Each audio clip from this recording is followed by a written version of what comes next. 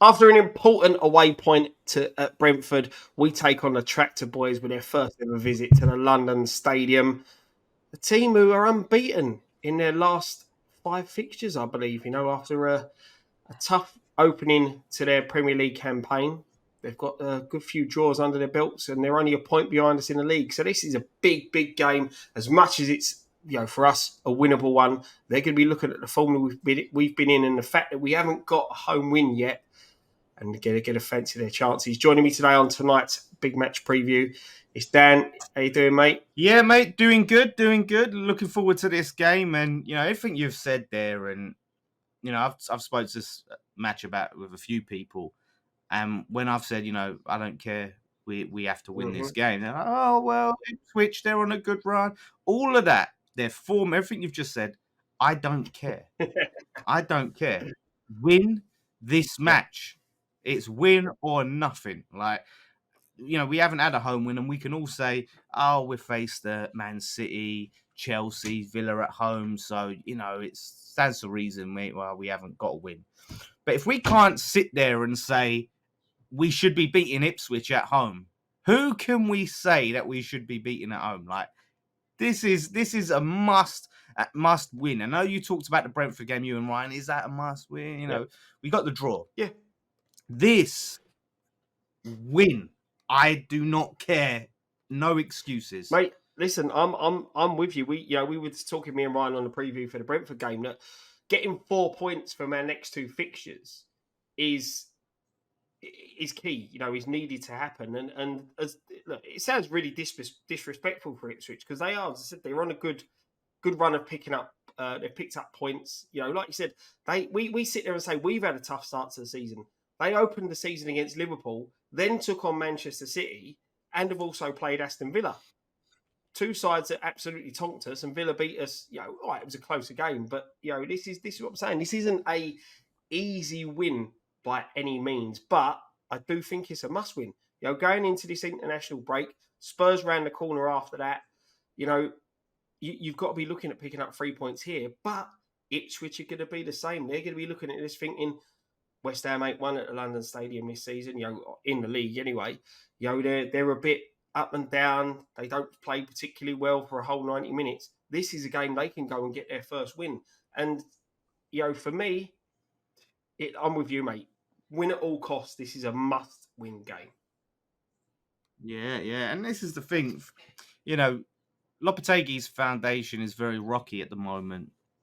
There's a bit of pressure. A lot of fans sort of, really, really unhappy with how things have gone, expecting maybe too much too soon, or in some ways. But that Brentford point was vital for him, because had we lost that game after he made those substitutions at half time, taking Kudus off, which we'll talk about what happened with that. It honestly, it would have started to turn a lot sooner for him. I was blown away, but ultimately we got the point. So fans are sort of almost ready to turn on him. The ones that haven't already, and we're talking a manager this is going to be 7th league game of the season, so it's mad. It's mad, but we need to see something, and it's a tough one because yes, win at all costs, but I do want to see a convincing performance in some ways as well, or some sort of performance that leads me to believe, okay, we're headed in the right direction. I can see some patterns of play there. I can see what we're doing. We're progress on the pitch, as well as the result. If we're the second best team for most of the game and we snatch a win, you take that 3 points, we got it, but it still doesn't leave me convinced.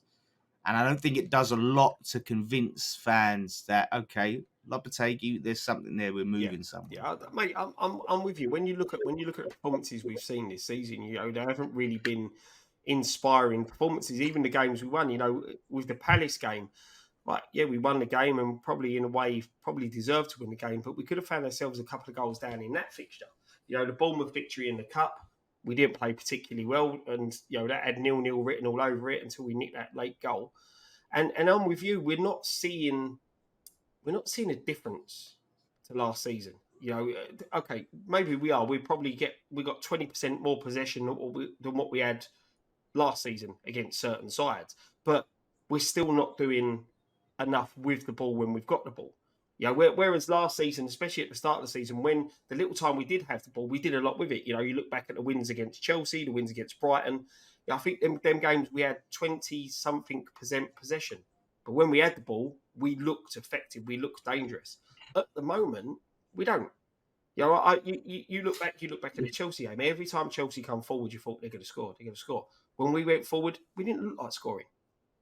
And No, but this is. I don't know. Did you watch the Brentford game no, I or didn't. not? I couldn't get. I saw the last 10 minutes. Yeah, the Brentford game. It was very reminiscent of last Mm, season under Moyes, in the fact that when we had the ball, we were so slow yeah, with it. The build-up play was painfully slow. unpredictable. The sideways, backwards passing that we saw last Hmm. season, just the lack of penetration, passing it round the sides, putting in a predictable cross, all of that, everything we saw last season under Moyes, we saw in this game Yeah. here. So we need to find a way to be slightly more direct. I don't mean long ball, I mean quick forward passes. Try to just, penetrate the defenses quickly. But we do lack, and we've been saying this for years, we just painfully lack pace in this Mm, side. And that is a huge problem. And I look at the players that we've signed, and for the most part, just lack yeah. pace. And I see us when we break on the counter, same as last season. One player's Kudus is breaking through. He's got the ball. 3 players round him. No one there to lay the ball off. Yeah. So he's expected to just take on their defence by Yeah. Yeah. himself. Exactly. Rather than have someone, bang, we break as a team, I'm running forward, pass to the side, you're through. Yeah. I just don't get it. And that's the problem, mate. When you are playing sort of counter attacking style, again, look at teams like Chelsea. They break when they broke against us in that game. They broke with pace, and it caused us so many problems. Just simple balls, simple straight balls through. When you've got that pace and you've got defenders who are slow to turn, you know, it shows how effective that can be. And like you said, mate, it's that lack of pace that we have got. And I think I said it in the build up to Brentford, and Ryan touched on it as well. The going back to basics, and it showed it. I think against Brentford, the fact that Antonio started and Souček started, and Souček got the goal. Antonio was involved in the build up. It was his scuff shot that went through to Souček to score. But it was like you said, it was a big gamble from Lopetegui to take Kudus and the Kudus and Emerson substitutes. But as a manager, you live by it and you die by it. They're the decisions that you stand up, and you have to stand up when they don't work, but also stand up and go, well, But this did it's on work. fine margins. That's the problem. Is these things are such fine margins. You look at the goals. That goal against Brentford. How scrappy that goal Yeah, yeah, was. yeah, You know what I mean? So you're really relying on elements of yeah, luck involved. And it's one of them things like Antonio. We talk about back to basics. I mean, he can't do the basic job of a centre forward and just get in the yeah. box when our players have got the ball and be a focal point for the Mm, team.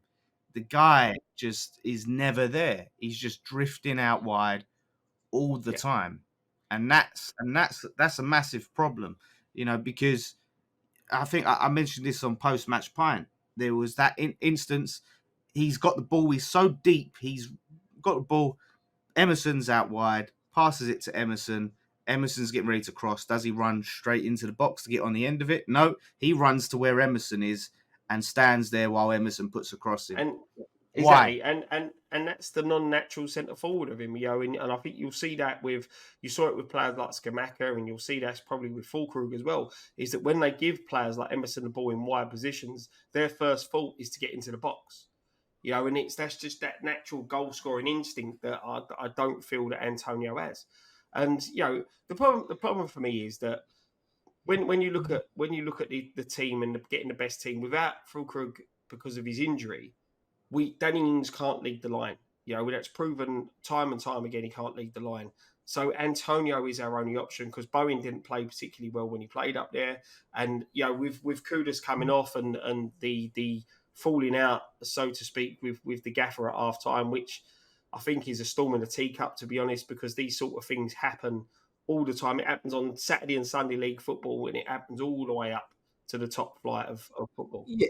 Does anyone expect, like, if a manager's going to sub a player at Yeah, halftime, are we surprised that it doesn't go yeah. down well, and the player in the moment might have a little bit of a strop? Listen, It's going to happen, ask but yourself this, Dan, right? it's If you're the manager, or even as a fan, right, and the manager makes a decision, and the player hasn't got the ump of coming off or not going back out at half time, what's worse? The fact that he's happy to sit there and go, oh, all right, then I'll just sit in the dressing room. I'll go sit on. Do you know what I mean? You don't want players to sit there and go, yeah, all right, Graffer, no worries.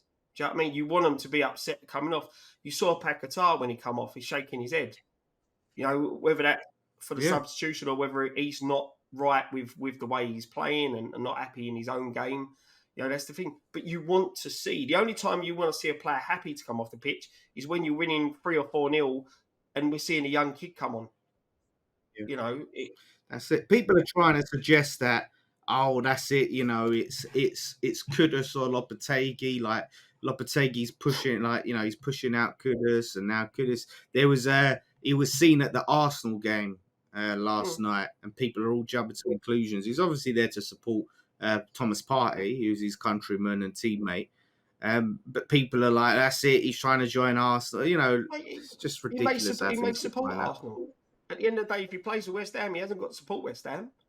You know, lots of players have to support other teams and play for a football club. So, you know, it's, again, storming the teacup, I think, mate, to be honest, with all of that. And, you know, I think let's get this game out of the way and get that all put to bed and go into the international break with all that put to bed. I fully expect Kudus to start against Ipswich. I'll be shocked if he doesn't. Really, really will be shocked if he doesn't. And I just think with Lopetegui, he just hasn't got... He doesn't know where to play him. If you don't, he keeps playing him out left, and I don't think him being out left suits him. You know, because he wants to cut in and have a shot, and like you said, without a focal point of the attack in the box, having a left footer running down the left hand side to cross the ball into no one isn't really useful. Yeah, exactly. Yeah, that his positioning is key. It's absolutely key, and the players that obviously he has with him. It's such a tricky one. But honestly, it's like we had Pyatt. Do you remember Pyatt? We had that problem when we was playing him on the left, and everyone was like, put him in the middle. It seems we always have these brilliant genius players, and we want to play him out. So when Antonio was good, like when Bilic was playing him as a right back, it's like we always seem to have these moments of these players that for some reason managers just want to play him out of position. Paqueta last season playing on the left, which he didn't do a terrible job, but he was obviously I don't know. hampered. Did you see the comments that Kevin Nolan made about that? And they've realised that they said the reason they've done that is because of the relationship he had with Emerson. And he seemed to be more suited to play that side. And okay, that's fine. That's your reasoning for doing it. You know, let's be honest, he hasn't set the world alight this season, Paquetá. I know he's got a lot going on, but he hasn't. So would that be better to stick him back? Paqueta on the left. Yeah. I said this on I think it was either a preview or a post-match plan. Paqueta on the left is clearly better than Kudus on the 100%. Left.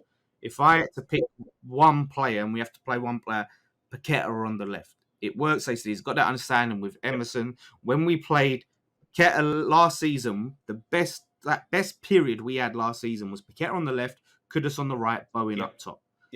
And they all interchanged and cut inside and drifted out, and it was just perfect harmony. And that was the point where I was like, "Wow, we got one of the best front threes in the league." Exactly. And they were banging in goals for fun. And you know, when you're changing that, and you've got, you know, Kudus on the left, and then Bowen on the right, and Paqueta in the middle, and then like, you know, Antonio up top, it's just a different dimension. Or Souček in the 10. Souček in the 10, Paqueta or not on the pitch. Because we do lack creativity. And I think out of every team in the league, I think we've created the fewest clear-cut chances, the fewest big Yep. chances, or And one of the teams and have created face the the most fewest shots. big chances. That's the other thing. That's the worrying thing. Yeah, we've faced the most shots, created the fewest big chances. It's funny, last season we also made the least amount of subs. This season we've made the most subs out of any team. Yeah.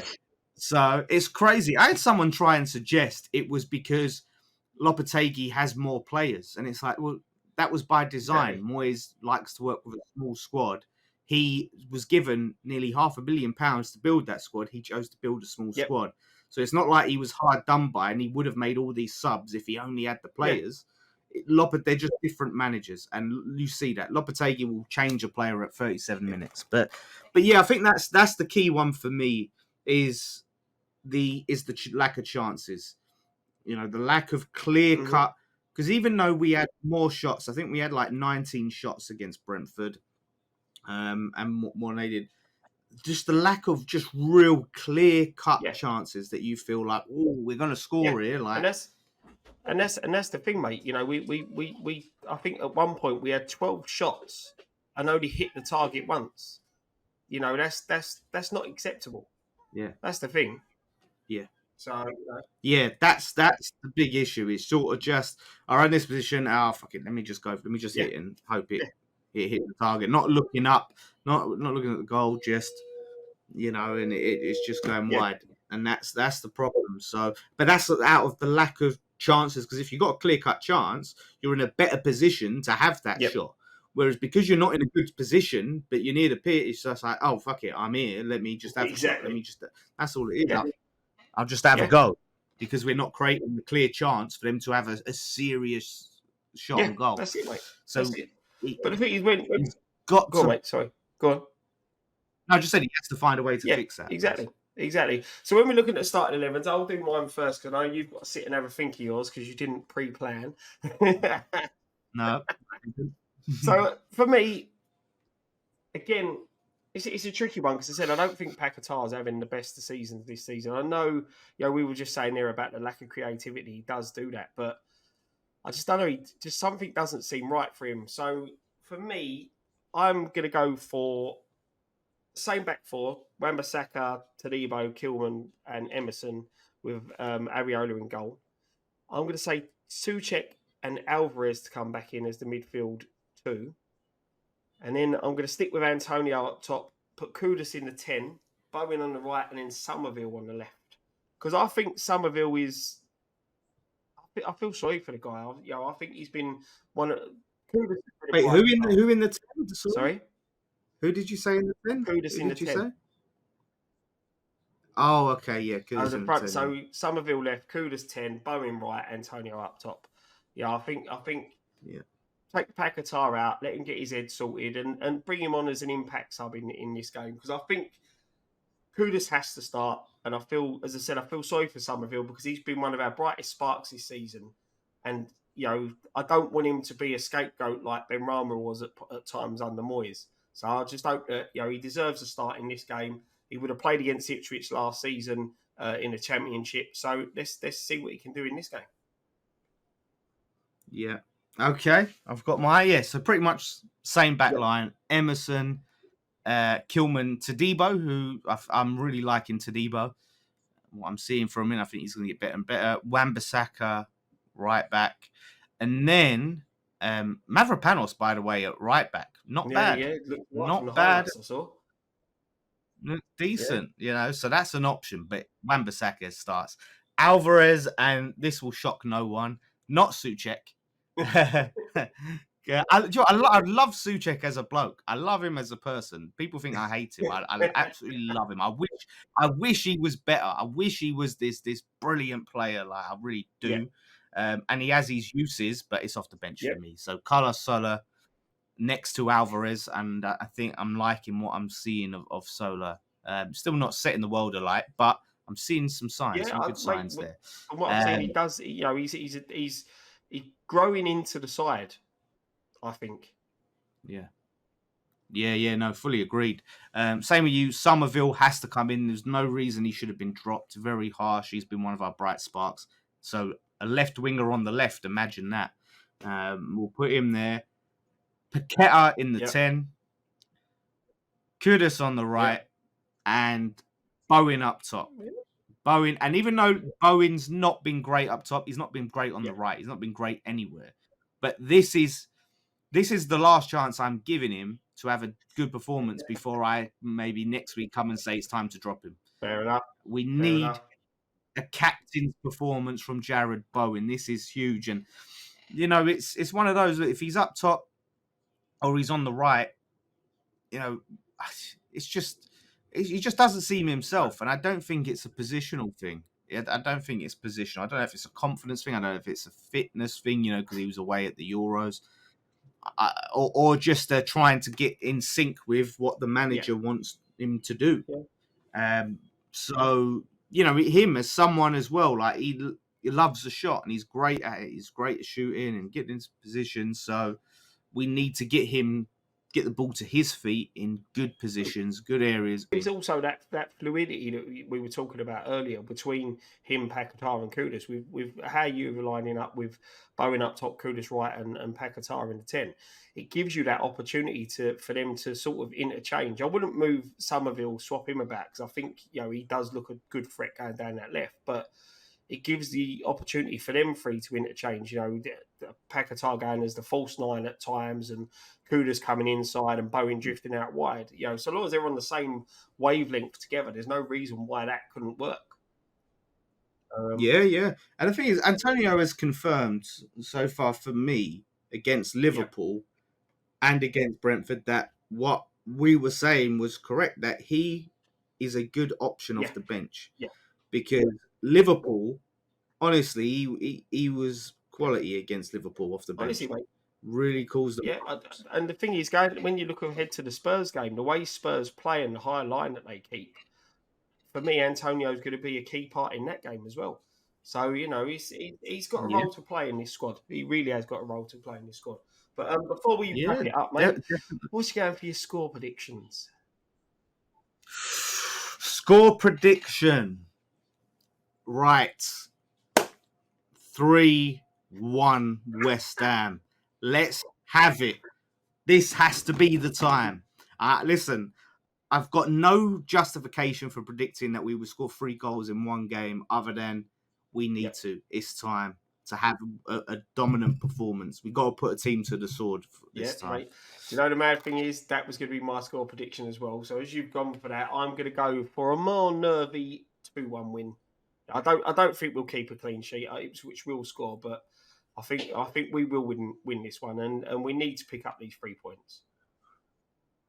Yeah, I think this is the thing. I think we have conceded first in most games, apart from the Palace game, obviously. But I think every other game, we've conceded first, which is, it's not good. I mean, it's good that the games that we've come back and got a result in, but obviously that's only we've got 2 draws. So the other games are conceding first and losing. And I think it's very key that we get the first goal in this game. Because, again, the atmosphere is going to be nervy. And if we concede first against Ipswich, it's not going to be good. Definitely not, mate. Definitely not. And it's what we don't want. But as usual, mate, thank you very much for joining me on this one. Everyone, check out all our other videos. There will be fan cams after the Ipswich game. We'll be back tomorrow night for Friday night. Sorry, for Friday night pint. And then post-match pint after the game against Ipswich, mate. So videos coming thick and fast. If you're down at the Brewdog on Thursday evening with the night of Kevin Nolan, enjoy. I'm sure there'll be a video coming out about that further down the line. But yeah, only one thing left to say, mate. Come on, you eyes.